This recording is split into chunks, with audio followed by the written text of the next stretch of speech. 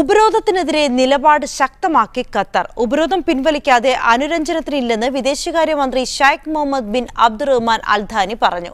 അൽ Jazeera ഉൾപ്പെടെയുള്ള ഖത്തറിന്റെ ആഭ്യന്തര കാര്യങ്ങളിൽ ചർച്ചയില്ലെന്നും ഖത്തർ വിദേശകാര്യമന്ത്രി വ്യക്തമാക്കി. തങ്ങൾക്കെതിരെ വ്യാജ പ്രചരണം നടത്തിയ 2 UAE വാർത്താ ചാനലുകൾക്കെതിരെ ഖത്തർ പരാതി നൽകിയതായി ഖത്തർ ന്യൂസ് ഏജൻസി അറിയിച്ചു. സൗദി അറേബ്യ, ബഹ്റൈൻ, UAE ഉൾപ്പെടെയുള്ള രാജ്യങ്ങളുടെ ഉപരോധത്തിനെതിരെ നിലപാട് ശക്തമാക്കി മുന്നോട്ടു പോവുകയാണ് ഖത്തർ. 3 ഗൾഫ് രാജ്യങ്ങളും ഉപരോധം പിൻവലിക്കാതെ യാതൊരു തരത്തിലുള്ള അനുരഞ്ജനത്തിനും ഒത്തുതീർപ്പിനും തങ്ങളില്ലെന്ന് ഖത്തർ വിദേശകാര്യമന്ത്രി Sheikh Mohammed bin Abdulrahman Al Thani വ്യക്തമാക്കി.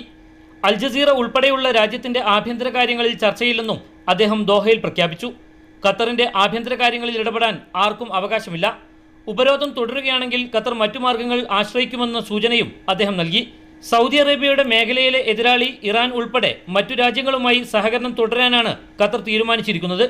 ഉപരോധത്തെ നേരിടാൻ ഖത്തറിന്റെ പക്കൽ ബാക്കപ്പ് പദ്ധതികളുണ്ട്. തുർക്കി, കുവൈറ്റ്, ഒമാൻ രാജ്യങ്ങളെ കേന്ദ്രീകരിച്ച് ഖത്തറിനെതിരെ തെറ്റായ വാർത്തകൾ പ്രചരിപ്പിച്ച 2 ന്യൂസ് ചാനലുകൾക്കെതിരെ ഖത്തർ പരാതി ഉന്നയിച്ചു. അബുദാബി ആസ്ഥാനമായി പ്രവർത്തിക്കുന്ന സ്കൈ ന്യൂസ് അറേബ്യ, സൗദി ഉടമസ്ഥതയിൽ ദുബൈ ആസ്ഥാനമായി പ്രവർത്തിക്കുന്ന അൽ അറബിയ എന്നീ ചാനലുകൾക്കെതിരെയാണ് ഖത്തർ ന്യൂസ് ഏജൻസി ബ്രിട്ടീഷ് നിയമസ്ഥാപനമായ കാർട്ടർ റക്ക് മുഖേന പരാതി നൽകുന്നത്. അൽ ജസീറ തങ്ങളുടെ ആഭ്യന്തര കാര്യങ്ങളിൽ ഇടപെടുന്നതായി ചില ഗൾഫ് രാജ്യങ്ങൾ ആരോപണം ഉന്നയിച്ചിരുന്നു. എന്നാൽ ഇക്കാര്യം അൽ ജസീറ നിഷേധിച്ചിരുന്നു. സ്വതന്ത്ര മാധ്യമ പ്രവർത്തനമാണ് തങ്ങളുടേതെന്ന് അൽ ജസീറ വ്യക്തമാക്കി. പല കോണുകളിൽ നിന്നും അനുരഞ്ജന നീക്കങ്ങൾ നടന്നുകൊണ്ടിരിക്കുമ്പോഴും ഇരുപക്ഷവും തങ്ങളുടെ നിലപാടിൽ ഉറച്ചു നിൽക്കുന്നത് പ്രശ്നപരിഹാര സാധ്യതകൾക്കാണ് മങ്ങലേൽപ്പിക്കുന്നത്. ദോഹയിൽ നിന്ന് മുജീബ് റഹ്മാൻ, മീഡിയ 1.